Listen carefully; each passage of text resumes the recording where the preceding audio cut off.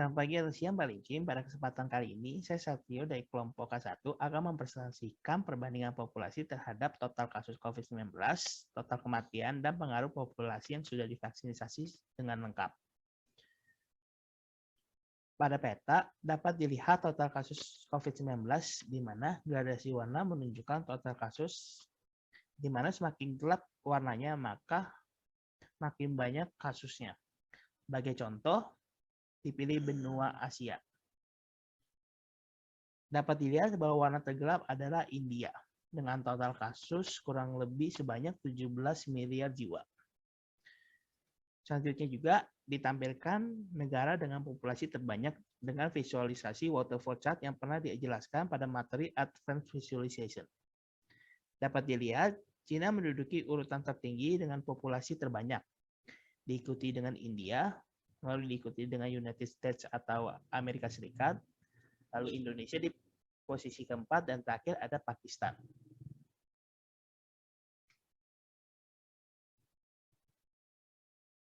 Selanjutnya, terdapat visualisasi perbandingan total kasus dan total kematian dengan populasi. Dapat dilihat total kasus dan kematian terbanyak adalah Amerika Serikat, bukan Cina yang memiliki populasi terbanyak. Sehingga dapat disimpulkan populasi tidak mempengaruhi total kasus dan kematian. Tetapi dapat disimpulkan juga semakin banyak total kasus, maka semakin banyak juga total kematiannya.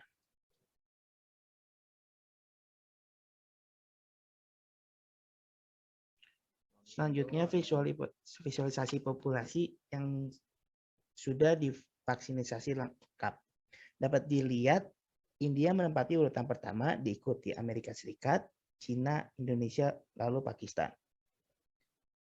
Cina walaupun populasi terbanyak dan total kasus dan kematiannya paling rendah dibandingkan negara dengan populasi terbanyak di dunia ini, nyatanya menduduki peringkat ketiga dengan populasi yang sudah divaksinasi lengkap.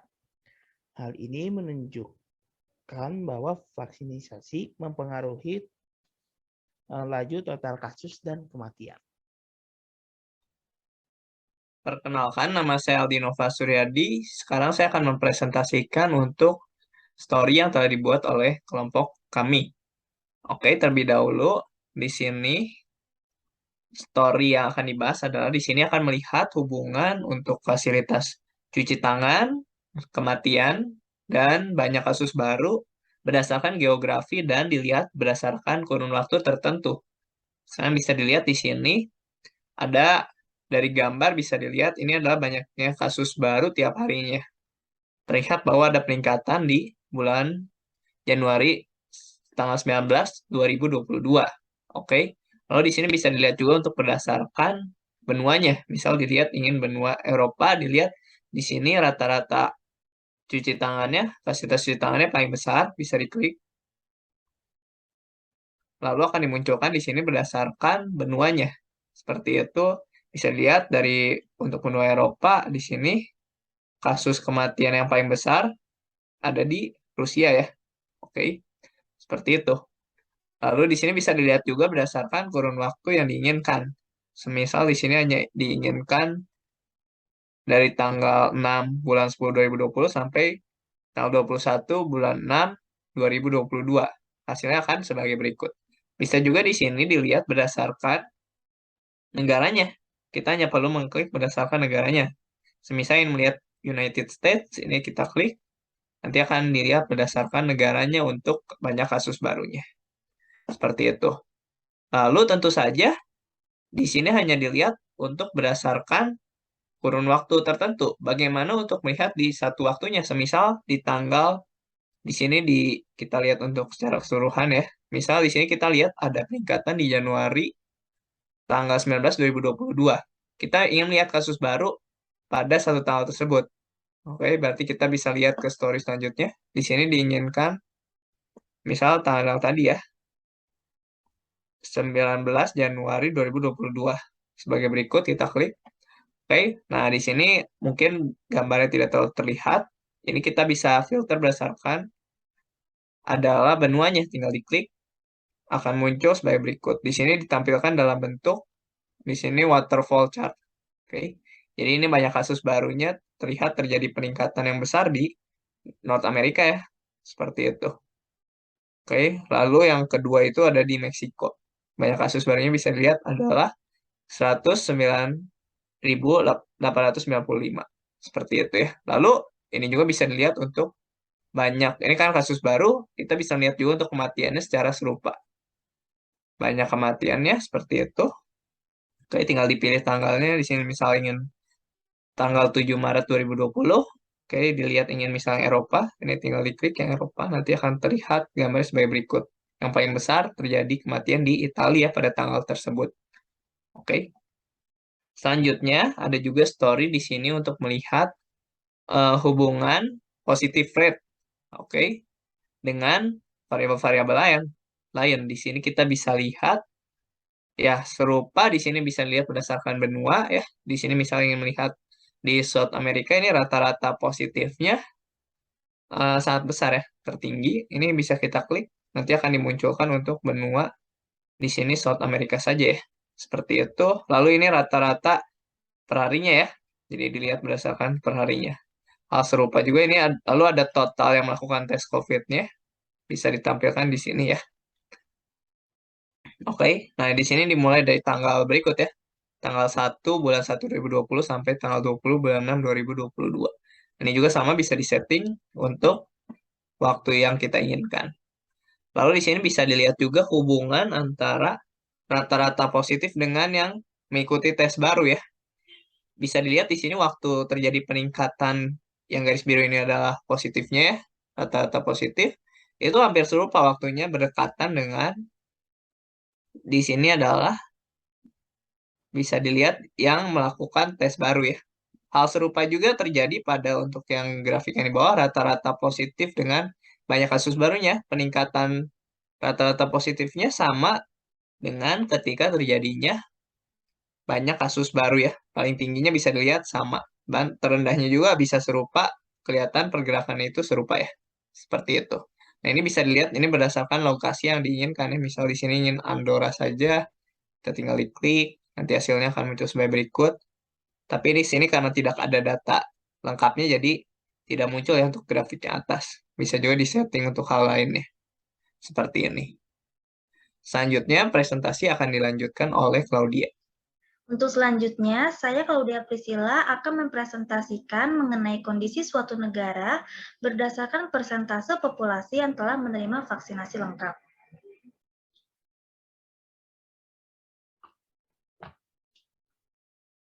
Perhatikan bahwa pada peta dunia terdapat warna-warna yang menggambarkan kondisi populasi di suatu negara jika dilihat dari kategori vaksinasi lengkap yang dilihat pada kursor ini. Warna merah menggambarkan bahwa sangat sedikit persentase populasi yang telah melakukan vaksinasi lengkap. Dan warna biru menggambarkan hampir 100% populasi yang telah melakukan vaksinasi lengkap. Di bawah warna pula terdapat jumlah total individu yang telah melakukan vaksinasi lengkap di seluruh dunia, yaitu sebanyak 4,7 triliun. Lebih lanjut lagi dari peta, terlihat bahwa warna merah paling banyak terdapat pada benua Afrika yang ditunjukkan pada kursor ini. Jika kita klik salah satu negara, misal kita klik negara Algeria, 15,36% dari populasi Algeria telah menerima vaksinasi lengkap, dengan jumlah individu yang telah menerima vaksinasi lengkap ada pada sebelah kanan, yaitu sebanyak 6,8 juta. Berbeda dengan benua Amerika Utara yang memiliki warna hijau dan biru yang ditunjukkan pada kursor, jika kita klik salah satu negara, misal negara Kanada, terlihat bahwa 82,55% dari populasi negara Kanada telah menerima vaksinasi lengkap dengan jumlah individu yang telah menerima vaksinasi lengkap sebanyak 31,4 juta. Jika kita lakukan analisis lebih lanjut, didapat 10 negara teratas dan 10 negara terbawah berdasarkan persentase populasi dari suatu negara yang telah melakukan vaksinasi lengkap. Kita lihat bahwa negara Pitcairn memiliki persentase populasi yang paling banyak, yaitu sebanyak 100%, yang memiliki arti bahwa semua populasi di negara Pitcairn telah menerima vaksinasi lengkap, yaitu sebanyak 47 orang. Selanjutnya, negara yang persentase populasinya paling sedikit yang menerima vaksinasi lengkap adalah negara Burundi, yaitu sebanyak 0,11% dari populasi negara Burundi atau sebanyak 13.000 orang. Baik, di sini saya Billy Sutawijaya akan menjelaskan sedikit insight dari visualisasi yang telah saya bikin, yaitu tentang apakah usaha dari pemerintah dunia atau WHO untuk mengurangi angka COVID dengan vaksin itu bisa efektif menurunkan laju pertumbuhan kasusnya. Yang pertama saya mulai terlebih dahulu dengan jumlah populasi masyarakat atau jumlah populasi masyarakat dunia. Kita bisa lihat di sini, kita scroll ke bawah, dari sini dari bulan Januari 2020 sampai bulan Maret 2020, pertumbuhan populasi manusia ini sangat normal. Artinya di sini kasus COVID-nya masih belum banyak bermunculan. Namun setelah bulan Maret 2020 hingga bulan Mei 2022 terjadi naik turun jumlah populasi yang ada di masyarakat dunia. Artinya populasi tidak terus bertambah, melainkan ada pengurangan yang cukup besar. Seperti kita lihat di bulan Februari ini, pengurangannya cukup jauh dari Januari 2021 ke Februari 2021. Kemudian di bulan Februari 2022 juga sama. Artinya bisa bilang hampir setiap setahun sekali mungkin ya terjadi penurunan populasi yang sangat tinggi. Baik, berikutnya masuk ke pembahasan berikutnya, itu apakah vaksin efektif dapat menurunkan angka positif COVID-19. Sini saya bikin 3 visualisasi. Yang pertama itu saya mau lihat terlebih dahulu pengaruh jumlah orang yang vaksin terhadap penurunan kasus baru. Di sini kasusnya mengalami penurunan, mengalami titik balik pada Januari 2022 setelah sebagian besar orang telah mengambil vaksin full. Januari 2022 kita bisa cek di bagian bawah sini, sudah sebanyak 36,32% orang di dunia telah melakukan vaksin full, yaitu dengan dosis 2 kali. Kemudian tentang booster juga hampir sama. Penurunan kasusnya terjadi di bulan Januari 2002 juga sama. Kemudian boosternya terus meningkat dengan tajam jumlah orang yang mengambil booster, namun sayangnya persentasenya masih cukup jauh di sini. Kalau kita lihat di booster Januari 2022 baru sekitar 9,82% orang di dunia yang telah mengambil vaksin booster. Kalau kita lihat di grafik yang bawah, sini adalah grafik tentang perbandingan persentase jumlah orang yang telah vaksin lengkap dan orang yang telah vaksin booster. Rate-nya atau persentasenya bisa kita lihat di sini, persentasenya mengalami penurunan pada bulan April 2002 untuk vaksin yang full, sementara booster masih jauh, yaitu di angka hingga bulan Mei 2022 vaksin booster ini masih baru di angka 17,12% dari penduduk dunia, sementara penduduk dunia yang telah mengambil full vaksin 2 kali itu sudah 39,09%. Ini masih sangat jauh dari angka 100% mungkin ya. Jadi mungkin masih perlu waktu dan perlu banyak sosialisasi dan mungkin memberikan pemahaman kepada masyarakat agar bisa mengambil vaksin secara penuh dan juga vaksin boosternya agar tingkat kasusnya terus menurun. Demikian presentasi saya, selanjutnya akan dilanjutkan oleh rekan saya. Terima kasih. Selanjutnya saya Manzo. Di sini saya akan menganalisis data COVID-19. Akan ada 2 hal yang dianalisis. Yang pertama adalah analisis kasus positif COVID-19 per benua dan analisis regresi yang menyatakan hubungan umur dan angka kematian per benua. Nah, berikut adalah analisisnya. Yang pertama, analisa kasus positif COVID-19. Nah, di sini sudah diberikan donut chart yang mengandung informasi dari total kasus sebanyak sekian kasus dan dibagi ke 6 benua. Nah, di sini ada Asia, Eropa, Afrika, dan seterusnya. Nah, secara mendunia, negara United States menduduki peringkat pertama dengan predikat negara yang memiliki kasus positif COVID-19 terbanyak di dunia, disusul oleh India, Brazil, dan seterusnya. Tujuan visualisasi kali ini itu untuk menunjukkan masing-masing benua, siapa yang peringkat pertama, siapa yang peringkat kedua, dan seterusnya, dengan predikat kasus positif COVID yang terbanyak. Nah, misal kita mau tahu dari benua Asia, kita klik benua yang bagian Asia, dan map visualisasi ini akan mengikuti ke wilayah yang bagian Asia. Dan di sini kita dapatkan bahwa negara India menduduki peringkat pertama dengan predikat negara yang memiliki kasus positif terbanyak di benua Asia. Selanjutnya disusul oleh Turki, Iran, dan seterusnya.